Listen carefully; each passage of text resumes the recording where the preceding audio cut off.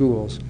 Our children are struggling to learn the basics of primary education, while it seems that my boys at school are spending hours per week being taught to use technology and information that will be obsolete within 3 years.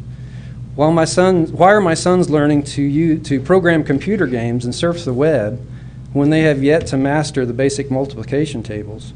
Why are they learning to send emails when they don't even know the proper structure of a letter or to write cursive?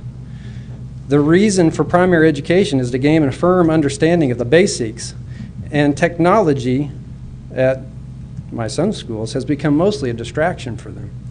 It is obvious that technology must be utilized, but it must be to make education more efficient and to focus the use of technology to teaching only the basics of primary education, which will never become obsolete. Thank you. Thank you, Mr. Keith. Next is Nancy Grace.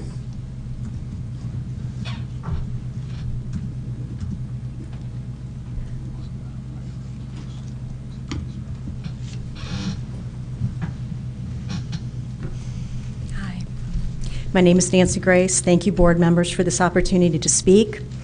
I am a concerned taxpayer, now deeply concerned about what I've learned about Common Core.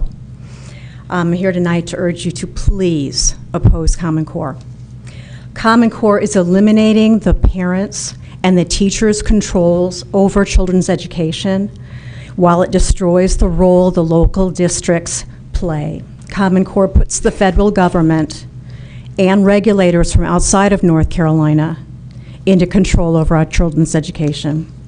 We're already suffering from the federal government's takeover of our health care, take controlling from the IRS and the NSA spying and threatening and controlling citizens. Now, Common Core has arrived to take control of our children. I'm just going to speak just in one aspect of the data mining. And Betty, nowhere in our Constitution does it give permission to usurp and hijack the parental controls over our children and their education. Common Core includes a massive data gathering system and unfettered access to our kids.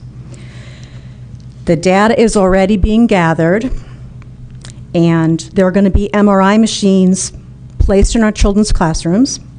They intend to map the activity of the child's brain. There will be sensors strapped to our children to monitor things like facial expressions, stress, talk about stress, emotional response, posture.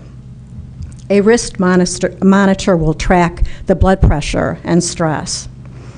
Besides tracking and gathering the healthcare records of your children and their families, there will be gathering religious affiliations, income levels of the families, voting records, voting status, blood types, blood testing, behavioral information on our children, and hundreds of other pieces of data.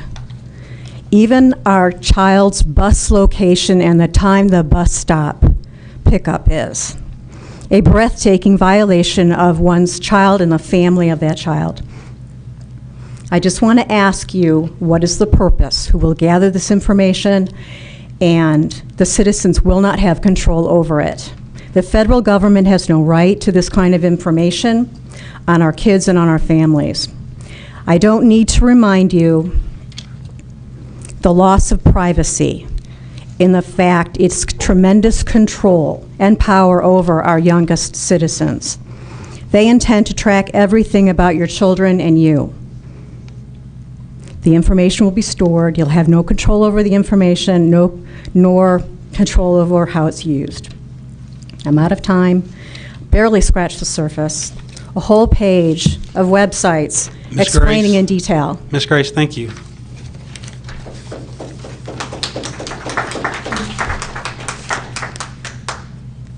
Next is Nancy Cooper.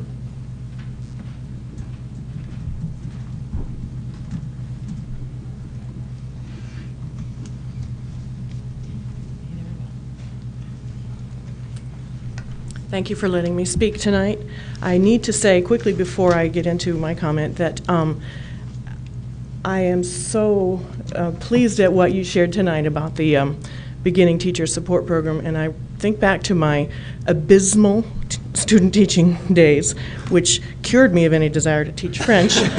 And I probably would have been in that profession if I had had you there. So by way of background, just to let you know, I am a homeschool teacher with 2 children who are going to be going to the public high school this fall. I come with a bachelor degree in French, creative writing, secondary education minor. My master's degree is in child and family from Western Carolina University. And before I was my second career as a homeschool mom, I was teaching and administrating in early childhood education in Asheville for a number of years. So that's my background, and my interest has skyrocketed, of course, in the public school.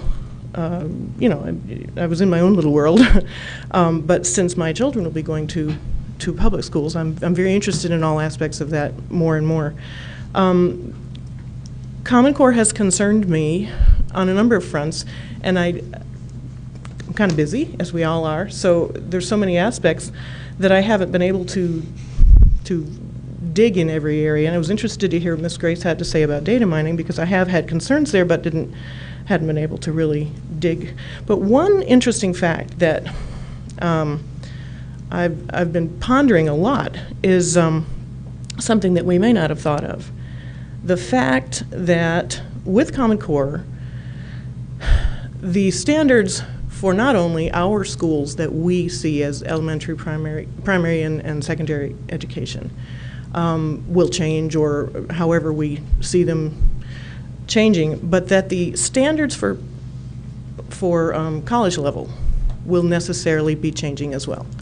And how that will be is in this way. First of all, within the Common Core standards and the requirements based upon the Race to the Top monies that are tied to that, is the requirement that any student who graduates from a Common Core program and then goes to college is required to be allowed to, how can I say this, is not allowed to enter a remedial class, but must be given a credit-bearing class.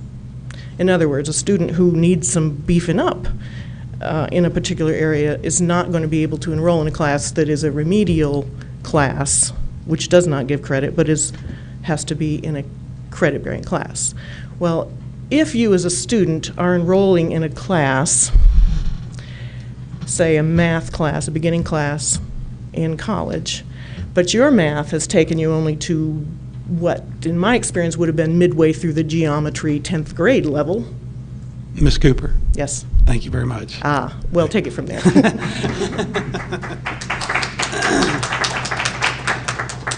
Finally, we have Lindsay first.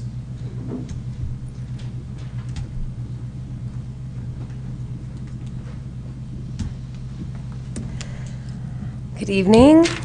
I just want to change directions and publicly thank this board for standing behind teachers with its resolution in March to state very clearly to the General Assembly that our students and teachers deserve better than the 25% contracts. I encourage the board to go a step further by filing a friend of the court brief with Guilford and Durham County's challenge or an affidavit with NCAE's challenge. I applaud the board directive passed last month and eagerly await proposed policy providing career status to teachers who have earned it. When this policy is enacted, Buncombe County Schools will be an even more attractive place to teach for the best teachers in the state. I want to thank this board for looking forward with hope and not backwards in fear. I spoke last month about possibility and courage, and I believe that the 200 to 300 teachers and supporters of public education who attended that meeting have felt that in the last month, have felt the possibility and courage of that this board opened, for which this board opened the door. Thank you. Thank you, Ms. First. All right, moving on next to our action agenda. We have budget amendment number 5. Do I have a motion to approve? So moved, Mr. Chair. Is there a second? Second. Okay, any discussion or questions? I had a question. Okay. I can't find it yet. Does anyone else have a question while Mr. Craig looks for his question? I sent a question just asking about the enrollment numbers, the ADM. We had an adjustment for the second month. Our initial allotments were based on 25,779 students, and the adjusted second month ADM came in at 25,698, which is a difference of 81 students. So that's the reason for some of the negatives on the budget amendment. Okay, thank you. You're welcome. Mr. Craig? Yeah, I can't find, I have it printed, but I can't find it. On there was a 200,000+ change for the summer reading program, Yes, sir. the allotment. And I was just curious if that is, how that was allotted. And I assume we have no idea how many students are going to be in the summer reading program. So how are they able to allot when we don't know the cost? And a follow-up to that is, do we have an idea yet of how much is going to come from the local money? I don't think those numbers have been established yet. I'm not exactly sure how the money came down. There was a base allotment, and then it was based on certain student population, but I can send that to you on an email. Okay. But I don't think we know exactly at this time how much will be involved, how many students will be involved in the summer reading program. For 600, hoping it will be. Okay, yeah, if you 600. copy everyone on the board with that, please. Sure, Thank you. absolutely, Yeah. Thank you. absolutely. All right, any other questions? So All, I don't oh, know. I'm sorry. I know Chip had several questions in there. I think the first one was about where how the 271,000 came to be. I guess it's from the state, but That is correct. and how did they determine She's how gonna much? email I'm going to email That's the board. part of the email. Okay. Yes, ma'am. Yep. All right, anything else? All in favor, please say aye. Aye. All opposed? Okay, moving on next. Thank Thank you.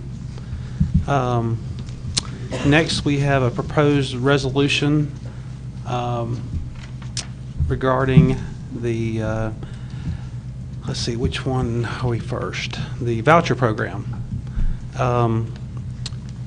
Mr. Craig, did you want to read that, or? I'm going to read it, but do you need a motion first, or do you need it read first? Well, we'll just let you go ahead and read it, and then we'll see if we can get a motion in a second. Titled Buncombe County Board of Education, whereas the North Carolina General Assembly passed Senate Bill 402 hereafter Appropriation Act in July 2013, and whereas the Appropriations Act includes a provision appropriating $10 million to provide private school voucher program, whereas the fiscal note prepared for an earlier version of the voucher program indicates the General Assembly's intent to increase annual appropriations for the program to $50 million per year, whereas the voucher program created in the Appropriations Act does not require participating private schools to provide students with the opportunity to receive a sound basic education as required by the North Carolina Constitution, whereas the voucher program created in the budget bill does not require participating private schools to engage in non-discriminatory admissions practices, whereas the voucher program requires the State Board of Education to reduce funding to each local Board of Education in an amount equal to the local board's per pupil allocation for average daily membership multiplied by the number of students who have received vouchers and were enrolled in the local board schools during the prior semester, whereas reducing funding to public schools to fund a private school voucher program, particularly in the wake of substantial cut to public education funding during the previous 5 years, will significantly impair local boards' ability to ensure that students have the opportunity to receive a sound basic education as required by the North Carolina Constitution. Whereas the voucher program created in the budget bill uses public funds for a non-public purpose in violation of the North Carolina Constitution. And whereas the voucher program will deny students an equal opportunity to receive a sound basic education and further has the ability to separate children based on a family's socioeconomic level. Now, therefore, be it resolved, the Buncombe County Board of Education hereby has significant concerns regarding the voucher program contained in the Appropriations Act and its impact on public education in North Carolina. And be it further resolved, the board requests the North Carolina General Assembly rescind all portions of the Appropriations Act that provide for private school vouchers. Potentially adopted this 10th day of April 2014 and signature of the superintendent and the chair. Have a motion to approve. So moved. Is there a second? Second. All right, any questions or discussion? Oh, I have some questions. The voucher program you're referring to, is this the North Carolina Opportunity Scholarship Program? Correct. It's not mentioned in this, so I wanted to clarify the name of the program. It's Senate Senate Bill Bill 402. First line. Okay, thank you.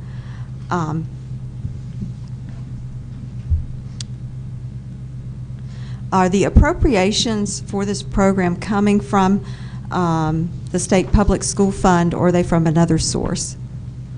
I believe that would be coming from the state.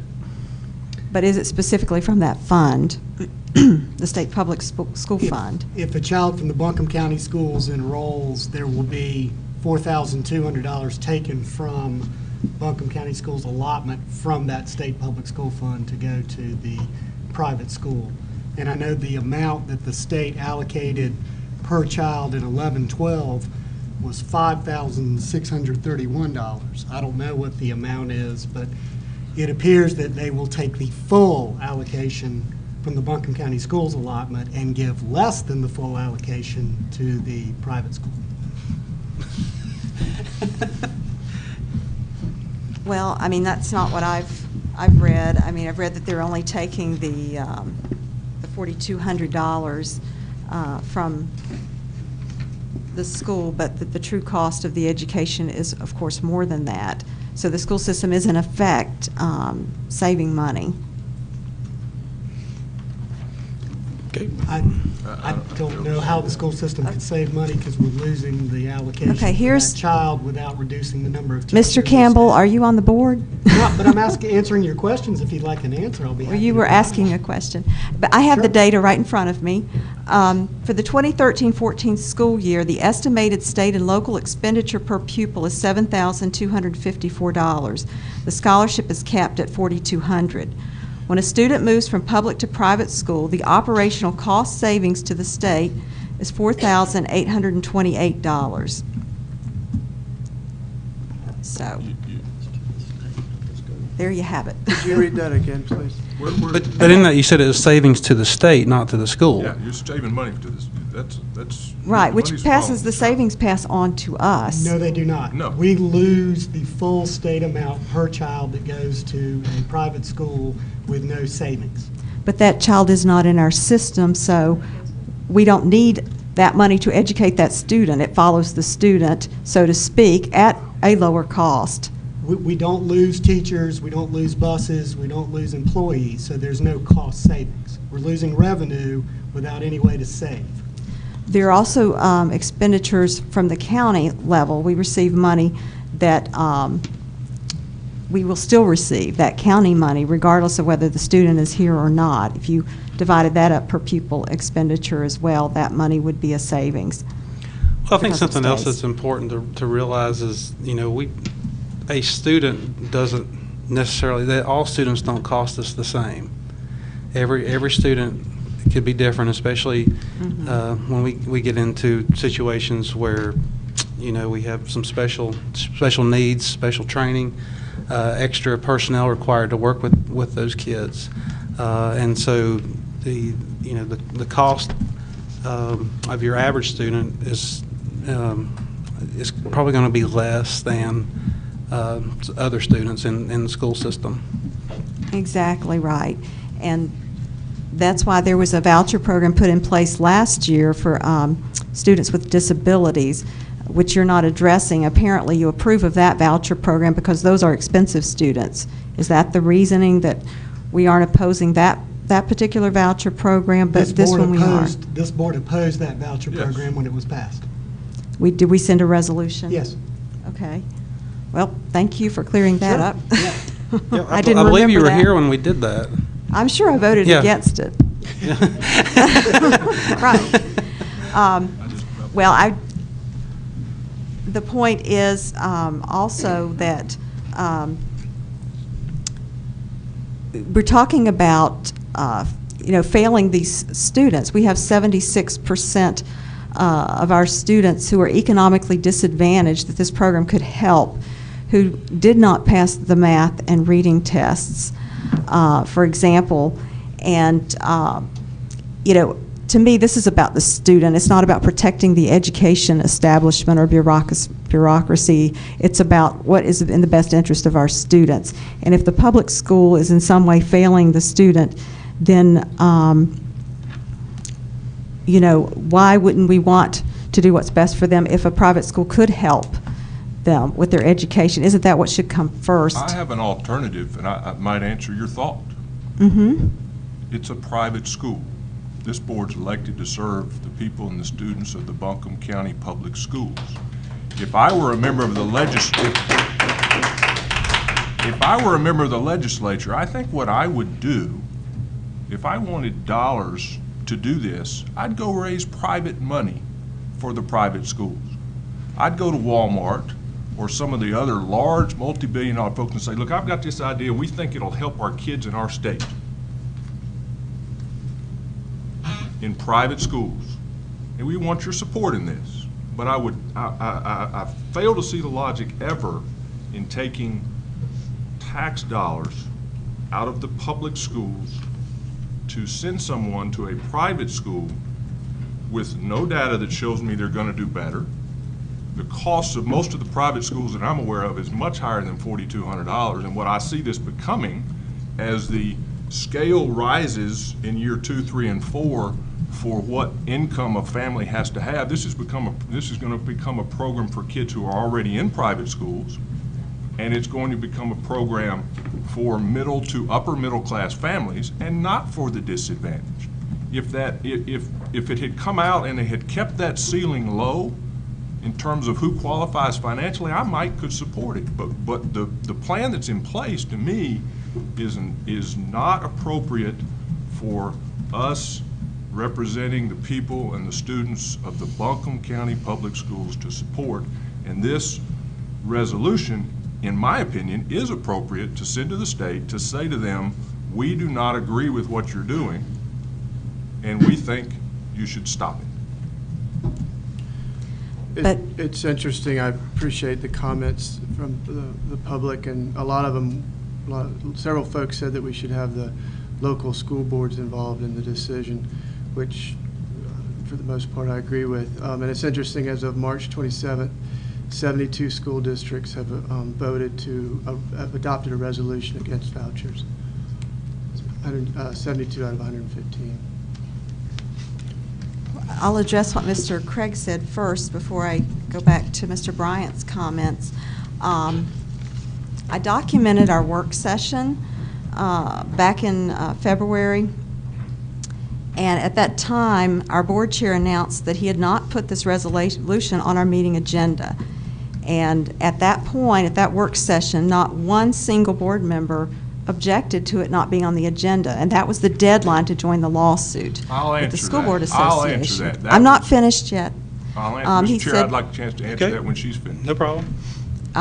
The board chair said we could discuss our individual views at a meeting later that month with our state legislators. And of course, that meeting was canceled, and there's been no attempt to reschedule it.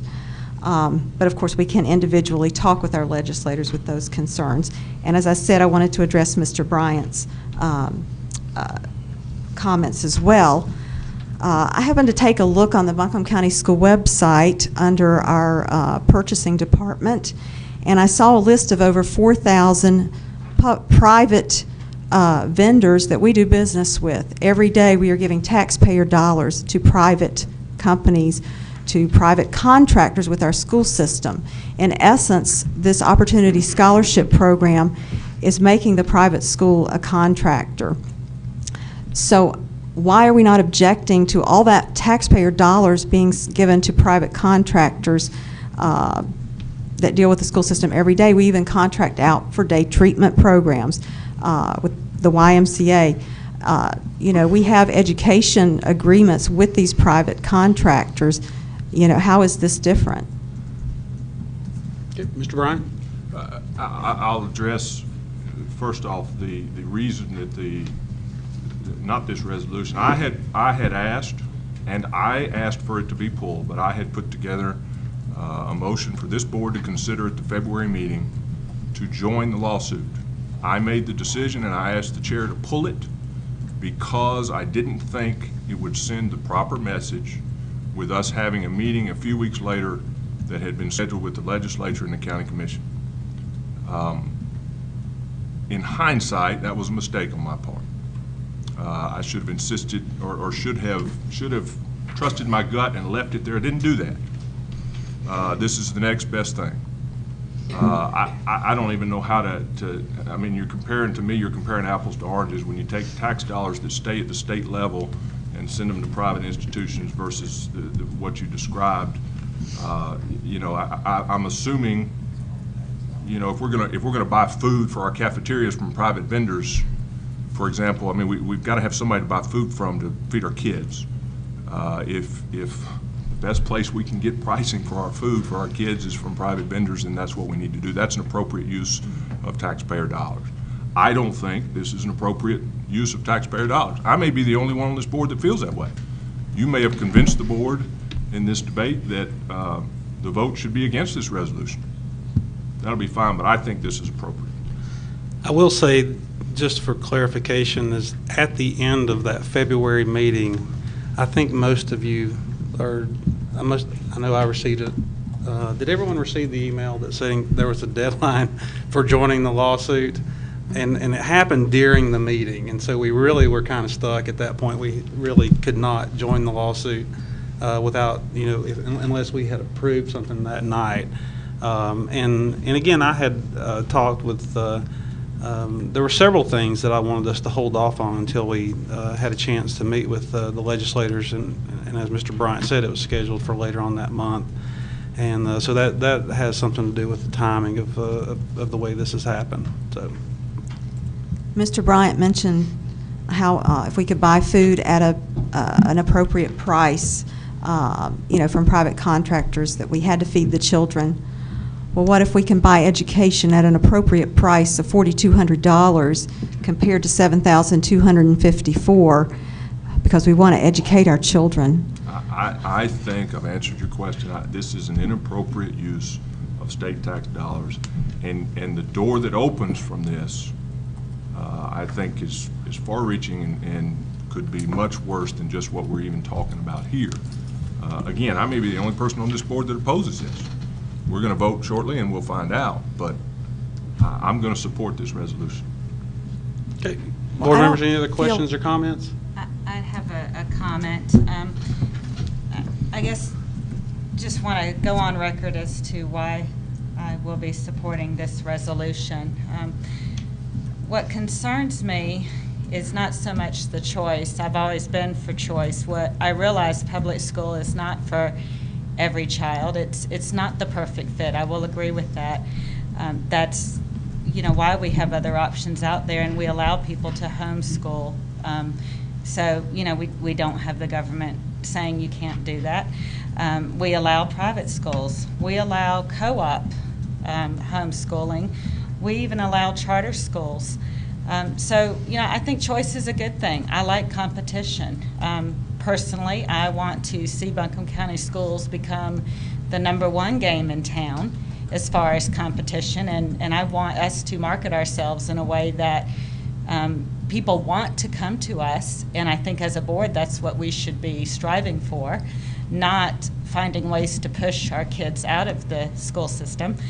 But what concerns me is that this voucher or opportunity scholarship or whatever you want to call it, it may follow the student to the private school, but if for any reason that private school decides they no longer want that child, and they can do that for any reason, say the child misbehaves one day, and they just decide he's not a good fit, that child will be asked to leave that school, but the money stays.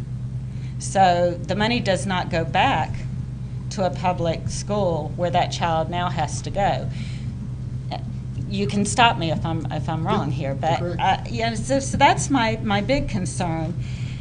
You know, it's decreasing the public education budget by $11 million.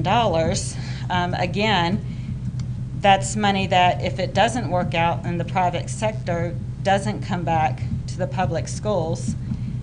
And then the other thing is like, Mr. Bryant said, it concerns me that in the future, there's opportunities for people of higher income to get this voucher, and myself included. I find it very concerning when I receive 3 phone calls in a span of 2 weeks telling me how I might qualify for this opportunity scholarship. That's marketing, and I have a real concern with that. That's marketing to, hey, you may not qualify this year, but in 3 years, when we lift the income eligibility, you might. And again, that to me sends the wrong message. You're giving away money that will go to private schools that discriminate. Again, I'm all for choice. I think choice, great options, love it. Do not like the idea of money following a student to a school that can then kick that student out or not even accept them in the first place, and that money does not come back to the public schools. Okay. Any other questions or comments? I did want to mention what Amy said about competition, and I agree with her that it's a good thing. And I feel that that Buncombe County Schools should not fear that competition. I think we are doing a fantastic job, and that there are, though, those students falling through the cracks, so to speak, whether it's partly due to a family situation. I feel like our teachers are working hard to teach all of our students, but sometimes their hands are tied by things like the Common Core standards and the curriculum used to implement those standards. So why should we deny at most 20 children from Buncombe County Schools, could participate in this? Only 2,500 scholarships are available for the coming school year. I don't think we need to fear this. As I said, competition is a good thing. It can only make us better and stronger. And, many people will choose not to apply for this. And as you know, there's already been an injunction put in place to stall this program, and it may not even start this coming year. I think we're a little bit late into the game to, propose this resolution. And that's why I'll be voting no, basically, for these reasons. All in favor? Can I sorry. just make one more Yes. comment? I just want to make it very clear, I'm not going to speak for the rest of the board. They can certainly nod their head in agreement if they want, but I don't think, I personally, as a board member, do not fear this law, opportunity scholarship, whatever. I feel that I have the guts to stand up against what I think is morally wrong. All in favor of the resolution? I'm sorry, Bob. Can I please comment on that? This will be my last comment. There's a part of this that hasn't been addressed, a part of this resolution, saying that the private schools, insinuating that they may not provide a adequate education for students.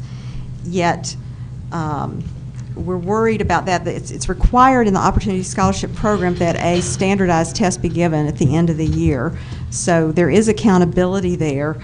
I think there should be more accountability with the public school as far as we are allowing the test scores that we had in the spring, which were horrendous, Mr. Chair, and could indicate... making a speech now and not addressing the item on the table. Well, I am. I'm talking about the issue of the quality of the education. You're speaking to test scores from the spring. You're not speaking to the resolution that's on the table. I'm talking about the standardized test requirement for private schools versus the test requirement for public schools. There's no way to put a public school out of business, so to speak. They can stay in business even if the children are scoring extremely low. And I know test scores are not the only indicator of success and failure of a school system. But, I have an issue with that as well. Wasn't Buncombe County Schools above average? Well above the state. Above the state? Yes. And weren't the standards, as we had a long presentation, weren't the tests harder this year? Yes. And Okay, so on here, average, the score Mr. Craig, we're a little off topic. Sorry, I don't know how I Well, got we're there. not above average. If you consider that 51% of our students can't All right, read Ms. at Baldwin, grade level. We're going to move forward, That's above okay? average. Thank you. All right, all in favor of the resolution, please signify by saying aye. Aye. All opposed? Aye. Okay, thank you. All right, moving on. Next, we have a resolution opposing the Common Core state standards. Ms. Baldwin, would you like to read your resolution? Yes. Whereas the North Carolina State Board of Education voted in July 2010 to adopt the Common Core state standards, and the North Carolina General Assembly passed laws in 2011 instructing the North Carolina State Board of Education to implement the Common Core state standards and assessments. And whereas the Common Core state standards bind our state to standards owned and copyrighted by private organizations from which we cannot subtract, replace, or add to beyond an additional 15%. And whereas the Common Core state standards have never been validated empirically to establish increased student achievement, nor have the standards been demonstrated to be the vehicle to build the skills to make our students and nation internationally competitive. And whereas the assessments have not been fully developed and costs are unknown, and whereas the required costs associated with the assessments, expanding the current number of technological devices and expanding bandwidth to each school in the system to accommodate mandatory online testing has not been determined, and whereas it has not been determined clearly which governmental body will assume financial responsibility for full implementation, and whereas the connections between the Common Core state standards, the assessments aligned to these standards, and the collection of longitudinal student data, all within the Race to the Top grant, have generated considerable confusion for the public. Further clarification regarding data collection, dissemination, and security, as well as the use of federal grant dollars, is needed.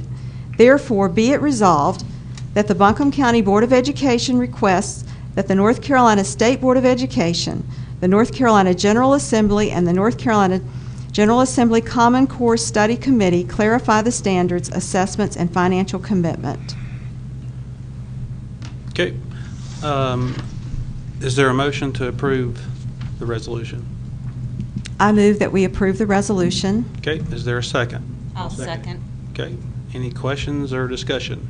Mr. Chairman, Oh, well, let me say this one thing just real quick. We will be having at our May work session a discussion about the new North Carolina standards, and so we will be having that at the next work session. I'm sorry. Yes. yeah, that was what I was going to say. It's not that I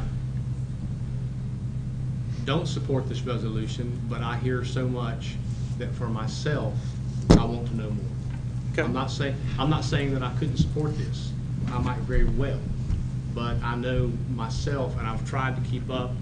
I've tried some of the websites I've gone to. Just give me generalities. What I want to hear from, I want to actually hear from a teacher, in the system that tells in our system, not from another system. I want to hear from a teacher. Not from a Facebook teacher? No, I just want to hear from teachers, let me rephrase that, on whether for them this is working or not working. That's what I want to hear. And I don't want the deck stacked.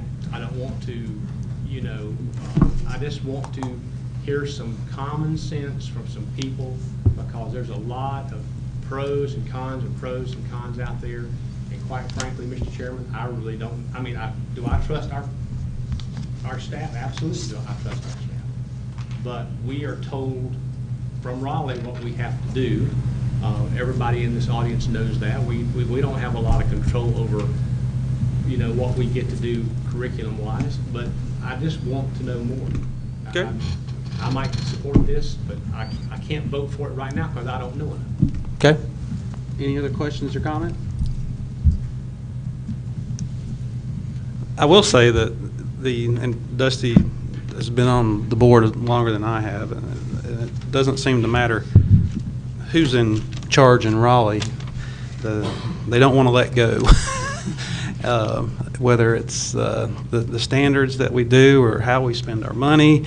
I do agree with that. I think, or even how we set up our calendar. We can't even decide when we want to start school. And so I agree that I would like to see us have more control. I do look forward to our work session in May and hearing from the administration and from some teachers and I hope that, you know, we can find some folks that kind of on opposite ends of the spectrum, just to kind of get a differing opinion.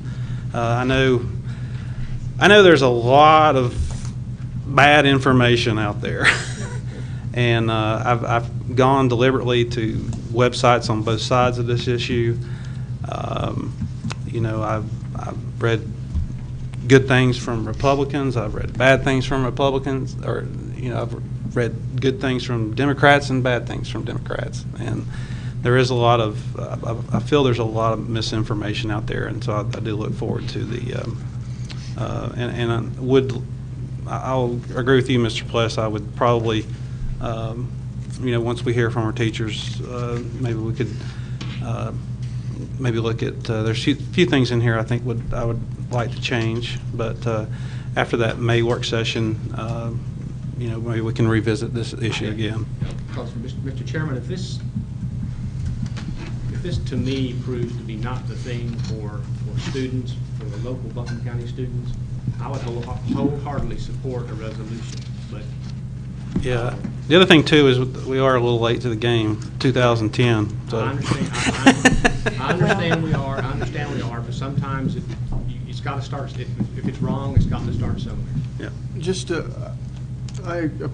if I could, Chair, I appreciate what Dusty says, and I agree that it would be nice to hear what the teachers have to say, that because that's what I'm sitting here thinking. I mean, I'm not a curriculum specialist. It seems like there are a lot of people out there on websites that are now curriculum specialists.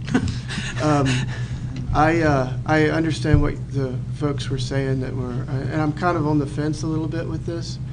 I appreciate things being local. I also see the value of being able to measure yourself as a school district. If we want to be the best school district, it's nice to be able to measure ourselves against somebody in Mississippi or somebody in Asheville to somebody in Maine, and the only way to do that, to me, is if you have the common core. So that's the strength of it. Also, I can't imagine there not be some economies to scale with the textbooks. There also has to be some economies to scale with teaching methods.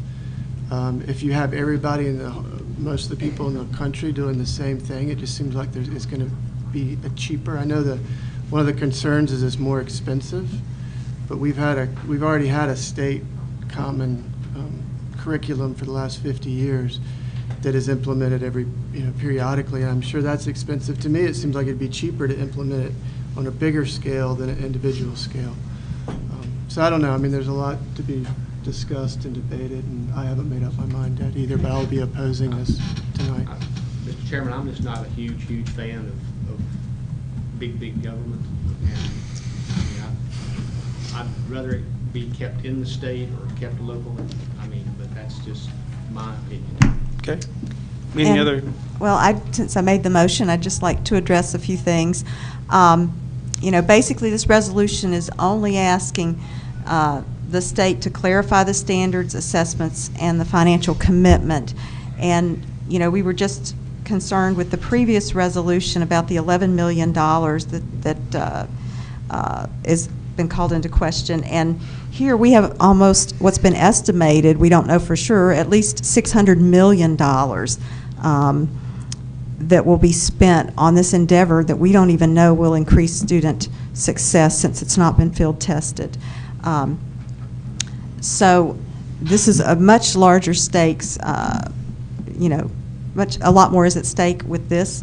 And it's very timely because our NCGA Common Core Study Committee will be meeting for the very last time. They have 4 meetings, and they'll be meeting in the next 2 weeks. Their final meeting. So if we could send this resolution to them, I think it would be powerful. It would be supportive of our teachers. I hope at this work session in May that we will hear from the teachers, because what I've heard from teachers is that they are not allowed to say anything negative about the Common Core standards. And if that's the case, then we may not hear what we need to hear, I'm afraid, because there needs to be feedback, just like Dusty and Chip have said too. The teachers need to be able to, have some freedom to implement the standards. And right now, it's restricted to only adding 15%, and the kids are not going to be tested on that 15%. So there's really no incentive to teach the extra 15%, and rather to teach to the test, unfortunately. And I think that this will be a way we could stand with our teachers and just say, we're asking some questions of the legislature, just like Dusty said, he's still got questions. All of us do, because there's a lot of information out there. It's a nonpartisan issue. It's coming from both sides of the aisle. So to me, the resolution is pretty simple. It's just asking for some clarification of the standards assessment and financial commitment. That's all we are asking for in this resolution. If we're just asking for clarification, Mr. Chairman, I can support it. Okay. Mr. Chair, could I comment, please? Yes, sir. I may be an anomaly in that as I look, I think I'm the only non-registered Republican or Democrat on this board, maybe anywhere in Buncombe County. When I read this resolution, I have really tried to follow this, and I read some things in these first 3 or 4 whereases that I thought, what in the world, I've never heard this before. So I took some time I can't get back, and went and did some study and did some looking, and I'll tell you what I tried to do, because so much of it is political, and that's a shame. But I tried to find things to read that cited research. Okay, research, and I couldn't find anything, and I went to 3 pages of a Google search, and I can't find things with research that show me that the concept and what's going on with the Common Core state standards is bad. I can't find it. Okay, second, I've read a lot of them. They are standards. It is not a curriculum. And maybe I'm an anomaly in this, but I've talked to teachers, and teachers will talk to me. I don't know why, but I don't get from teachers that they're afraid to tell me things. The thing I do hear sometimes is there's always some fear and some not skepticism, but some fear and change. There's been a lot of teacher involvement at the state level. I don't know who these private organizations are, 15%. I don't find that anywhere. I don't even know what that means. The concept, though, of Common Core, for me, is what I finally got when I got to college, and that was less broad and deeper. And for me, that was good. And for people that I went to school with, that was a good thing. Not just rote memorization and how much stuff can we learn, but let's take ideas. And that's when I read the standards, when I go to the Department of Public Instruction and read some of them, that's what I see. I don't see a curriculum. I don't see anything in there that tells a teacher how they have to teach their class. My daughter's a math teacher at Irwin High School. I've gotten to know 3 teachers over there this year that I didn't know, and I've talked to all 4 of them, and they're all teaching different ways. Nobody's telling them how to teach. Mr. Chairman, I think you said it well. There's a lot of misinformation out there, but a lot of what's in this resolution I can't support tonight, and could never support, because I can't go anywhere and find it and back it up. That's not politically driven or political opinion, and I try to parse that out. And I'm not perfect, and I may miss some. And some of those may get into my mind and affect my judgment. But I try to parse it out. And so for me, tonight, I couldn't support this. However, if it could be redone or done differently, I think the part that talks about, and I'll have to find it,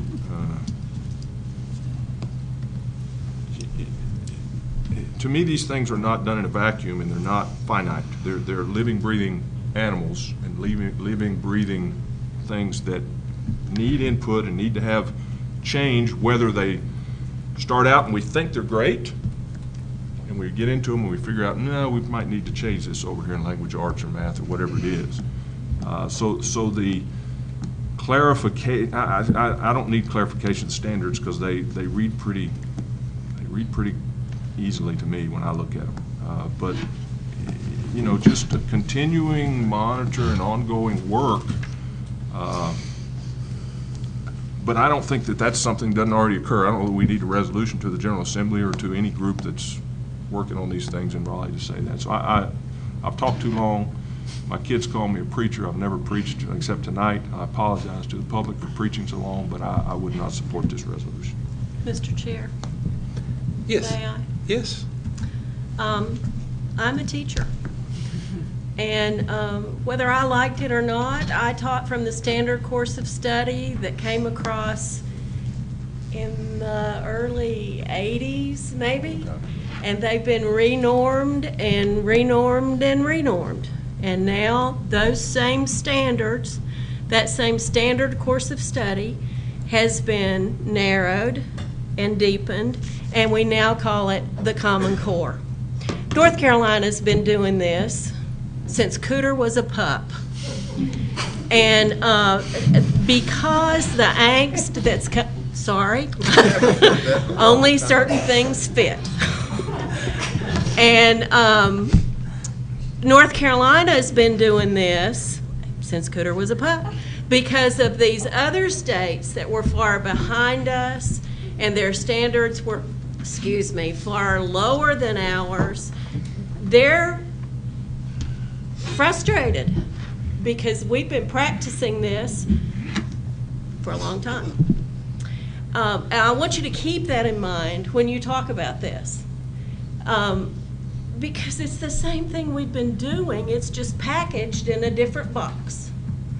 And let me also tell everybody in this room and to anybody that's listening, Republicans and Democrats have children, and it is our responsibility as a nonpartisan board to make the best decision for the students in this county, no matter what label they come from.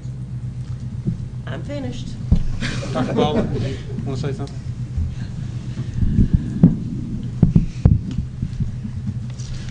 Some danger, I will say something. I have never seen a perfect set of standards.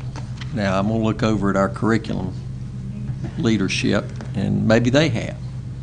I don't think there is such thing. But I'll tell you one thing I strongly believe, and I think my curriculum leadership would agree with this, that in providing the best instruction for our students in those classrooms, we do need standards. And maybe that's something, Democrat, Republican, Independent, maybe whatever political affiliation that's not in that mix, I think probably all would agree with that. I have followed this as superintendent. I was at a meeting this afternoon, a regional meeting with the state superintendent. I heard a lot of discussion about the Common Core. And I will tell you, I can honestly see how this has created so much confusion, so much misinformation, a connection that somehow strongly ties in Common Core with a federal government mandate and a connection with assessment. And I think it's very confusing. I've sat here for 5 years on this board, and I think I heard Mr. Pless give the greatest bit of wisdom I've probably heard since sitting up here. Good for you. Not that there aren't very wise people on this board, because there are. And I also heard the statement, stand by our teachers. And I think he's exactly right. If you want to know truly about Common Core, and it's not only Common Core, now realize, again, information, facts, language arts, and math. Those of you who are parents of high school students and high school teachers, I see you smiling. That's 2 areas of core, but that is a small percentage of the entire curriculum. the entire curriculum, as Ms. Franklin correctly said, has been revised, adjusted, and will be revised and adjusted multiple times by the state of North Carolina, no one sitting in Washington. And I'll tell you, I'll sit here and say it's a good thing. We need to continue to look at standards and revise them because years go by, the future changes, the demands, the competition that our kids are going to face change, and the level and quality of education, in my opinion, is going to continue to skyrocket because we're on a global platform. And I believe that strongly. But if you want to really hear about Common Core, you want to really get down to where the rubber meets the road, these are the people you ask, because they're the ones instructing those standards and that Common Core in that classroom. So, Mr. Pless, I think that was just brilliant words, because you're exactly right. That's who we need to hear from. There are plenty of curriculum experts out here, and I'm going to tell you, there's plenty of curriculum experts that making millions of dollars On the internet. on the internet and everywhere else, and they're selling you a bag of goods. That's right. And they sell you a bag of goods because what they've been able to do is convince you of a perception that they've made reality to you. So let's really find out what the reality is. And I see Ms. Pass back there. I think we could probably invite some of our top teachers to come in and talk to this board about not just Common Core, that's only a small part of our curriculum, but talk to us about the entire scope of standards that our teachers are given and assigned to take, and then from those standards guide the instruction that takes place in that classroom for our kids. There's your experts. I'm not an expert. I'm superintendent. Maybe I should be. They're the ones in the trenches on a daily basis. Now, that's who I look to for my answers. So if we can hang on to that work session, we're going to talk, and we're going to have some teacher representatives that are going to tell it like it is. Okay, any other comments? I just wanted to close by saying, you know, Dr. Baldwin's right. I can't wait for the work session. You know, it was supposed to happen the first of the year, and the problem is, it was promised back in December, and the problem is that this state study committee, you know, this is their last meeting in a week and a half, and you know, they should be asking teachers. I hope they are. They should be asking school boards for their input too. I know they asked for public comment at their last meeting, and they definitely had it. About 2/3 of the people were opposed or had questions about the Common Core that spoke. And I attended the first Common Core Study Committee meeting in Raleigh, and Dr. Atkinson spoke. They had Michael Brickman from the Fordham Institute, and it was very clear there that they were saying that there is only, Dr. Atkinson herself, Pat, look it up or call her on the phone or tweet her or something, she said there was only 15% wiggle room. And so it's out there somewhere. Hopefully I can send you a link or something. I just don't understand even what that means as it relates to standards. Standards simply guide what we're teaching. Correct, Dr. Baldwin? I mean, I don't even know what that means. I don't understand it. I don't care who said it. I don't understand what it means. Well, the standards drive the curriculum, and so there is a connection there that, you know, you can't negate, no matter what. What though? What 15% can't be negated or could be added to? I don't understand what that means. Well, it means you can add up to 15%, but you can't take anything away from these copyrighted standards that were developed by private organizations. Yeah, to me, the National Governors Association and the Council of Chief State School Officers is about as public a group of people as you can have. They're Washington, D.C. trade associations. North Carolina the National Governors Association has got to be, I would assume, made up of the governors of this country. Just like our North Carolina School Boards Association, it's not a public entity. Okay, we'll disagree on semantics. You know,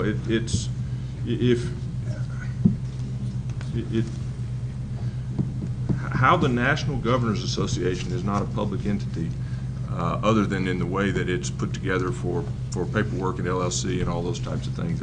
When the governors get together and the Council of Chief State School Officers get together and they bring in, who was the third entity that came in and helped them with it? I can't find it here in this resolution that someone gave us. Yeah, they're trade associations. They collect membership dues. Okay, let's stop arguing over Well, what's, since I did what the propose governor's group the- is. I mean, it's not really Yeah. helpful to this discussion. Well, I proposed the resolution, and it's just for asking for the clarification of the standards, assessments, and financial commitment. I know this board is very concerned about the budget, and this is a huge issue because we have to buy all new textbooks. We have to test all the children on electronic devices. It's very expensive proposition.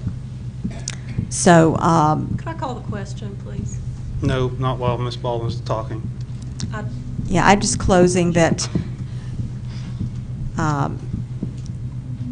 I think that we all have concerns. If you have kids in Ms. the school Baldwin, if you system. have something new to add to the discussion, let's try Well, I to move was it only along. You're going- being repetitive. I agree, you're right. I'm sorry for rambling. My child, I hate to bring up my own children, but I'm the Reynolds representative, so naturally I would go to Reynolds High School and ask the math teachers questions, and I hope this will not be held against them.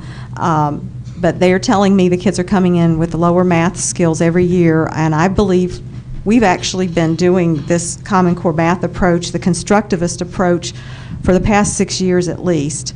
And it's called Investigations in Math. That this approach lends itself to the process, and that's what the Common Core standards are about. It's the process is more important than getting the right answer sometimes, unfortunately. And what I was finding with my child's class, Math 2, that's taken the place of geometry, which, by the way, the standards say we can still teach geometry, but Buncombe County, for some reason, and I would like to know the answer to this sometime, why we are taking geometry, Algebra 1 and Algebra 2 out of our school system and place using this integrated approach from Common Core. But my experience was awful, that the teacher was getting her lesson plans from the central office every day. How is that freedom for a teacher? That's what is epitomized by the Common Core standards, is the centralized approach. And that's why I gave this example. Mr. Chair, I'd like to offer the superintendent and/or Ms. Swanger an opportunity to answer to that, because that's a pretty serious allegation that was just made in reference to curriculum and how it's being taught in a given high school and/or across the system. Can we take a break for a few minutes? Can, All right. it's fine with me. Let's take a 5-minute break real quick.